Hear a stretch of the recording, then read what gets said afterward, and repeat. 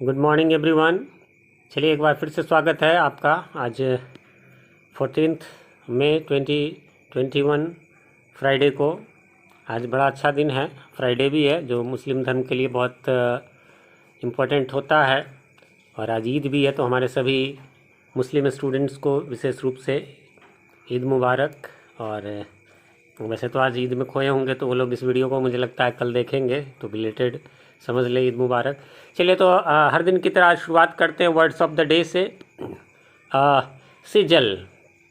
सीजल पहला वर्ड है, सीजल वर्ब है ये, तलते समय कर कर की आवाज़ होना, है ना। इट्स सिजलिंग, यानी कि कहीं पे तल कुछ बन रहा है, सिजलिंग का आवाज़ आ रहा है ना। रोज़ सब्जी बनती है, ज़रूरी नहीं है कि वो उसी समय की आवाज़ हो। सब्जी बनती है तो पहले उसमें तेल डालते हैं और फिर जीरा वगैरह डालते हैं, तो उस समय भी सिजलिंग का साउंड आता है। और ये हो गया सीजल। उसके अलावा सीजल कब होता है? जब फ्राई करते हैं, उस समय भी तेल में हम जीरा डालते हैं, एक तरह से फ्राई हुआ। तो फ्राई मीन्स तलना, भूनना, जरा समझिएगा इसको। लेकिन ये तेल आदि के साथ, तेल घी इत्यादि आदि किसी चीज़ के साथ। वैसे किस किस चीज़ में तल सकते हैं? एक तेल में, एक घी में, और एक रिफाइंड में। और तो हमारे बहुत सारे, हालांकि ये मैं ऑफलाइन जब चलता है तो मैं इस पर बड़ी लंबी बातें करता हूँ, शॉर्ट में आज बता दूँ तो एक आपने सुना होगा डालडा। डालडा जो घी की तरह दिखता है, नहीं जी, बिल्कुल नहीं। डालडा नाम का दुनिया में कोई चीज़ नहीं है, वो एक ब्रांड है। सबसे पहले बता दूं, उसका नाम होता है वेजिटेबल ऑयल, यानी वनस्पति तेल। चूँकि सबसे पहले डालडा कंपनी ने उसको बनाया था, तो डालडा वनस्पति तेल, तो इसलिए जो है उसका नाम लोग डालडा ही रख दिए। जैसे सबसे पहले कछुआ छाप मच्छर अगरबत्ती बनी थी, तो सब लोग आज भी, मेरे घर में भी मैं भी अक्सर बोल देता हूँ कि कछुआ जलाओ। इसी प्रकार से हम लोग आज भी कहते हैं कि कपड़े धोने के लिए सर्फ ले आओ। भैया, सर्फ नाम की कोई चीज़ नहीं होती, आपके घर में पैकेट होगा, देख लेना, उस पर डिटर्जेंट पाउडर होता है। सबसे पहले जो आज का सर्फ एक्सल है, वही जो है ब्लू वाला सबसे पहले लाया। बाकी उससे पहले निरमा वगैरह वाला येलो इस कलर का होता था, तो वो सर्फ उसका नाम पड़ गया, तब से सर्फ बोलते हैं। ऐसे बहुत सारे और भी चीज़ें हैं। चलिए, तो फ्राई हो गया, तलना, तेल घी इत्यादि आदि में। बाकी होता है बेक, भुनना, पकाना, सेकना। इसको यदि सही एग्जैक्ट कहे तो फ्राई मीन्स तलना हो गया, और बेक मीन्स सेकना हो गया। ठीक है, ये बिना तेल के। जो हम लोग ब्रेड वगैरह जो होता है वो बेक किया हुआ रहता है, या पाव रोटी वगैरह जो हम लोग खाते हैं वो बेक किया हुआ रहता है, बिना तेल का है, ये डिफरेंस है। एक और हुआ रोस्ट, आप जानते होंगे, तो इसका हो गया आपको पकाना, है ना। वैसे तो भुनना वगैरह भी है, लेकिन मेन हुआ पकाना। ये किस चीज़ पर? आग पर, या इवन कि ओवन वगैरह में जो हम करते हैं वह भी रोस्ट ही होता है। ठीक है। और हमारा आज का लास्ट है पब्लिसिटी, है ना। पब्लिसिटी, तो पब्लिसिटी के दो मीनिंग होते हैं। एक तो विज्ञापन प्रचार, आप देखेंगे 0 माइल वगैरह पे आपके शहर के बड़े बड़े चौक चौराहों पर बड़ा बड़ा सा वो होर्डिंग्स होता है, उस पर लिखा रहेगा, जो या तो किसी चीज़ का ऐड उस पर रहेगा, अन्यथा लिखा रहेगा जैसे XYZ कोई नाम लिख करके और पब्लिसिटी करके, यानी कि वो विज्ञापन उसमें देना है, तो नंबर उस पर मोबाइल नंबर दिया रहेगा, आप कांटेक्ट कीजिए। 6 महीने, साल भर, 3 महीने के लिए वो बोर्ड आपका हो जाएगा, आप उस पर ऐड कर सकते हैं, उसका कुछ रेंट देना होगा। और दूसरा, लेकिन आजकल ज़्यादा फेमस है ये वाला, प्रख्याति या प्रसिद्धि, कहते हैं अरे वो इसका पब्लिसिटी स्टंट है, अपनी पब्लिसिटी के लिए ऐसा कर रहा है। हमारे नेता से लेकर अभिनेता तक बहुत सारे लोग, आम लोग तो बहुत कम, लेकिन नेता अभिनेता अक्सर कुछ ना कुछ ऐसा कर देते हैं जिससे उन्हें पब्लिसिटी मिल जाती है, खासकर राजनीति से रिलेटेड। चलिए, तो हमारा आज का वर्ड ऑफ द डे इसी प्रकार से समाप्त हो गया। सेकंड, जैसा कि मैंने लास्ट डे ही बताया था, प्रोनाउन से रिलेटेड अभी होमवर्क चल रहा है, तो उसमें हमने भेजा था कल एनसर्किल। तो मैंने कहा ही था कि अब सारे वाले होंगे, पहले कुछ खास काइंड्स होते थे, बट इसमें एनसर्किल यानी गोल कीजिए। चलिए, मैं अंडरलाइन करूँगा, है ना। The pronounce used in these sentences, याद रखेंगे, इसमें ऑल प्रोनाउंस को करना है और केवल प्रोनाउंस को करना है। बाकी में हम लोग उस प्रकार के एडजेक्टिव्स को भी करते थे, तो इसलिए केवल प्रोनाउंस। यहाँ पर फर्स्ट में केवल हर्ष होगा, दिस नहीं होगा, क्योंकि ये तो आपको डिमॉन्स्ट्रेटिव एडजेक्टिव है। वैसे हर्ष कौन सा हुआ तो आप जानते होंगे, ये पर्सनल प्रोनाउन है, ऑब्जेक्टिव केस है। इसके अलावा ही जो है वो आपको, यह भी प्रोनाउन है। वैसे मैं बताता, काइंड्स बताना जरूरी नहीं है, बट मैं आपके रिवीजन के लिए बता देता हूँ। हिमसेल्फ जो हो जाएगा वो एम्फेटिक हो जाएगा, याद होगा, नहीं तो अब मैं कहूँगा कि आप रिवाइज करो, है ना। और दिस जो है वो डिमॉन्स्ट्रेटिव प्रोनाउन हो जाएगा। इसी प्रकार थर्ड में आपको केवल योर्स होगा, है ना, ये जो है आपको पजेसिव प्रोनाउंस हो जाएगा। यहाँ पर भी एक मैंने गलत बता दिया, या ये जो है मैंने हर्ष को, ये भी पजेसिव प्रोनाउन है, मैंने इसको आपको पर्सनल प्रोनाउन बता दिया है, वो हर होता तब हर्ष है ना, इसलिए ये पजेसिव होगा। ये भी पजेसिव है, विच नहीं होगा क्योंकि ये तो एडजेक्टिव है।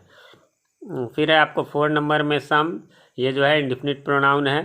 ठीक है, इसके अलावा आपको जो है इसमें 5 नंबर में आई और ही जो है वो आपको पर्सनल प्रोनाउन है। उसके अलावा नन भी जो है वो इंडेफिनिट प्रोनाउन में आ जाएगा। चलिए उसके बाद आते हैं 6 नंबर पर, और 6 नंबर में है ईच हो जाएगा डिस्ट्रीब्यूटिव प्रोनाउन, देम हो जाएगा आपको पर्सनल प्रोनाउन, हु हो जाएगा आपको इंटेरोगेटिव प्रोनाउन, जबकि हिमसेल्फ हो जाएगा रिफ्लेक्सिव प्रोनाउन, दिस हो जाएगा आपको डिमॉन्स्ट्रेटिव प्रोनाउन, और अस हो जाएगा आपको पर्सनल प्रोनाउन। पर्सनल में याद रखना आप लोग ऑब्जेक्टिव और सब्जेक्टिव दोनों केसेस जो है होते हैं, ठीक है। उसके बाद चलिए हुज हो जाएगा यहाँ पर इंटेरोगेटिव प्रोनाउन। इसके अलावा आपको लास्ट में दोज हो जाएगा डिमॉन्स्ट्रेटिव प्रोनाउन। यहाँ हुज नहीं होगा क्योंकि इसके बाद नाउन है, ये एडजेक्टिव हो जाएगा। चलिए तो उम्मीद करता हूँ आपने मिला लिया होगा। कन्फ्यूजन हो, काइंड सा भूल गए हो तो प्लीज़ रिवाइज करें, अभी आप लोगों के पास लॉकडाउन में काफ़ी सारा समय है। चलिए आगे बढ़ते हैं, और अगला हमारा है काइंड्स ऑफ एडजेक्टिव। तो इसमें जैसा कि आप देख सकते हैं ये नंबर 1 है, काइंड नंबर 1। पहला भेद याद होगा, कल मैंने काइंड्स सारे काइंड्स के नाम लिखे थे, और इसके अलावा जो है वो मैंने आपको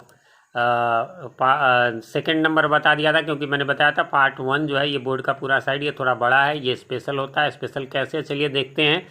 एडजेक्टिव्स ऑफ क्वालिटी यानी गुणवाचक विशेषण, इसका मीनिंग मैंने कल लिखवाया था।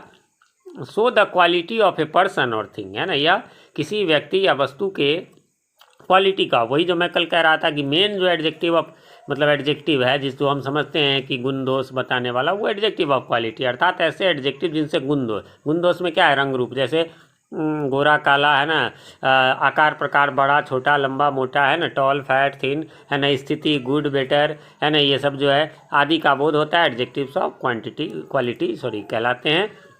जैसे एग्जांपल में he is a tall man और आई एम टॉल, यहाँ देखेंगे ये टॉल मैन है ना, तो यहाँ पर भी टॉल है, और ये अकेला है तो भी टॉल। इसके बारे में आगे चर्चा करते हैं, पहले चलिए थोड़ा सा देख लेते हैं।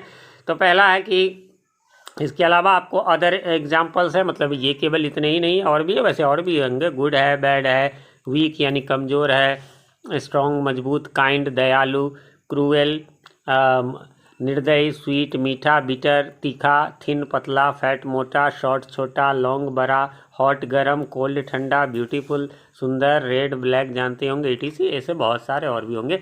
यही हम लोग यही एग्जांपल हमेशा एडजेक्टिव में देते हैं, नहीं ये तो सिर्फ एडजेक्टिव ऑफ क्वालिटी का जो है वो एग्जाम्पल है। अब चलिए ज़रा आगे बढ़ते हैं हम लोग। क्या है कि यह जो है यह ध्यान में रखिएगा, यहाँ पर ये फीचर्स मीन्स गुण, इसके स्पेशल गुण है, इसीलिए तो आज एक ही पढ़ा रहा हूँ कि इसको ध्यान रखना, ये सबसे अलग है, बाकी 10 काइंड से ये अलग है, इसलिए मैंने इसको आज स्पेशली पढ़ाया, कल नहीं पढ़ाया था, कल जगह कम थी। यह एकमात्र एडजेक्टिव है जो नाउन या प्रोनाउन के पहले भी आता है और अकेले भी। यही देखिए यहाँ पर, चलिए अब आप लोग, है ना, यही चीज़ यहाँ पर दिया हुआ है, क्या कि यहाँ देखिए ये मैन के पहले भी आ रहा है और अकेले भी आ रहा है, बाकी 9 के 9 जो होंगे वो किसी न किसी नाउन और प्रोनाउन के पहले आएंगे, तो सबसे अलग ये हो गया। इसके अलावा चलिए सबसे अलग में और भी बातें हैं इसमें, तो सबसे अलग में ये दूसरी बात है कि एडवर्ब्स के अलावा केवल इसी का डिग्रीज ऑफ कंपैरिजन बनाया जाता है, वही जो tall taller tallest, great greater greatest, तो केवल इसी का एडवर्ब के अलावा, मतलब और बाकी में है थोड़ा सा है लेकिन वो न के बराबर। जैसे एक एडजेक्टिव एक दो हैं जिसका न के बराबर मतलब वो स्पेशल केस में यूज होते हैं, वरना इसी के बनते हैं। इसका प्रयोग सिंगुलर तथा प्लूरल दोनों के साथ होता है, ये नॉर्मल सी बात है, और भी कईयों के होंगे। इसका प्रयोग पर्सन तथा थिंग दोनों के साथ होता है, इसमें भी बात है कि कुछ ही में पर्सन और थिंग दोनों के साथ होता है, बाकी जो है पर्सन। जैसे अगला हमने पिछले दिन क्वांटिटी पढ़ा था, क्वांटिटी में क्या है, मात्रा का बोध होता है, 2 किलो 4 किलो 1, ये सब जो है सम लिटिल, ये सब किसी व्यक्ति का के लिए नहीं यूज होता है, ये वस्तु के लिए ही होता है। इस प्रकार से मेन तो हमारा आज का समाप्त हुआ, बट जैसा कि हमने दिया था आप लोगों को कि बिहार बोर्ड के लिए, वैसे तो इसकी वीडियो आपको ऊपर आई बटन में मिल जाएगा, वहाँ से आप देख लें, अलग से भी मैं इसको भेजूँगा, लेकिन मैं थोड़ा सा इसको रीडिंग करा देता हूँ यहाँ पर, और बाकी जो है वो आप पढ़ लेंगे वहाँ से उस वीडियो से। ये याद भी करना है, ये याद रखेंगे, इसलिए मैं इसको उच्चारण की बात करता हूँ क्योंकि उस वीडियो में उच्चारण नहीं होता है, इसको याद भी करना है, बोर्ड्स के लिए आपके लिए ज़रूरी है। ये एक न एक समरी जो है वो शुरू के 5 ध्यान रखेंगे, स्पेशली शुरू के 5 समरी जो मैं दूंगा उसमें से एक न एक गारंटी है कि आपके एग्जाम में आएगा ही आएगा। तो वही कहता है an epitaph is a very beautiful poem, ये तो मेरे सारे पोएम्स में आपको मिल जाएंगे, याद रखेंगे। मेरे जितने भी पोएम के समरी होंगे उसमें 90% में आपको 2 लाइन मिलेगा। क्या? यहाँ पोएम का नाम is a very beautiful poem है, इसके अलावा it has been composed by an eminent poet, और पोएट का नाम ये मिल जाएगा। हम कहेंगे कि ऐसा क्यों, सब में ऐसा कि देखिए ये 2 लाइन इसी बहाने लोगों को याद हो जाता है। तो एकदम 2 लाइन तो एकदम बढ़िया से शुरुआत, जानते होंगे टीचर लोग शुरू के और लास्ट के ही मेनली देखते हैं, तो ये 2 से अच्छा इंप्रेशन पड़ता है ना। तो कहने का मतलब जैसे कि मान लीजिए अब कुछ लोगों का ये सवाल हो जाता है कि सर सब लोग ऐसा ही लिखेंगे तो फिर एग्ज़ाम में सबका एक, अरे नहीं, एक तो आप सब डिफरेंट कॉलेजेज या स्कूल से होंगे और सबका अलग अलग सेंटर होगा। बाय द वे 1-2 का पढ़ भी जाए तो पूरे क्लास में आप 2 का या 3 का यूनिक होगा, तो कहेंगे भाई इसने एक टीचर से पढ़ा, और ये भाषा बिल्कुल से टीचर वाली है, ये बुकिस भाषा है नहीं। टीचर पकड़ लेंगे आपको कौन सा नोट्स की भाषा है, कौन सा गेस की भाषा है, बुकिस भाषा है, कौन सा जो है कॉपी का भाषा है। तो ये बहुत ही बेहतरीन इंप्रेशन पड़ता है, इसलिए इन दोनों लाइंस को आप जरूर रख लें एकदम। And dash is a very beautiful poem, it has been composed by an eminent poet Walter de la Mare. Meaning सब इसका वर्ड मीनिंग नीचे भी है, उस वीडियो में भी मैंने बताया। एमिनेंट मीन्स होता है योग्य, प्रसिद्ध। ब्रैकेट में जो रहे उसे आप नहीं भी याद कर सकते हैं, ऑब्जेक्टिव के लिए वैसे काम आता है। यदि आप 100% की तैयारी करना चाहते हैं तो आपको करना चाहिए। He was born in April 1873 and died in June 1956, है ना। समथिंग रिटन ऑन टॉम, याद रखेंगे tomb, in praise of the dead person is called epitaph. In this poem the poet says, pointing towards a tomb, that here lies a beautiful lady. She had the habit of moving here and there and had no commitment. But now she is still and calm, कालम नहीं पढ़ेंगे, calm as she is dead. He says that she was the most beautiful lady in the West Country. But beauty disappears, it passes. passes को pome में लिखा हुआ था vanishes, तो यहाँ पर मैंने वो vanishes भी लिख दिया है। It is not permanent, है ना। Even rare beauty of the world passes with the passage of time. If a person is dead, it totally disappears, and so has happened to that most beautiful lady. At the end, the poet is very much disappointed to think about the lady. He wonders who will remember her when he dies. From his statement, it is clear that he was the great lover of that beautiful lady. Remembering her, he is nearly crying या weeping. ठीक है। इसमें एक बात और है कि ये जो लिखने वाले इसके वॉल्टर डिलामेयर हैं, is also famous for his poems revolving around children. Children के लिए भी इन्होंने लिखा है। तो ये आपको इसकी समरी का वीडियो आप देख लेंगे। ये रीडिंग मैंने दे दिया है। बिहार बोर्ड में थोड़ा सा प्रॉब्लम होता रहता है बच्चों को पढ़ने में, इसलिए मैंने दे दिया है। ये वर्ड मीनिंग्स है, इसकी सहायता से आप उच्चारण वगैरह भी अच्छे से कर लेंगे। उम्मीद करता हूँ आप इसे याद भी कर लेंगे। अब अगला वीडियो मैं 2-3 दिन बाद डालूंगा। इन 2 दिनों में आप निश्चित रूप से याद कर लें। ठीक है, फिर मिलते हैं कल। तब तक के लिए हैव अ नाइस डे।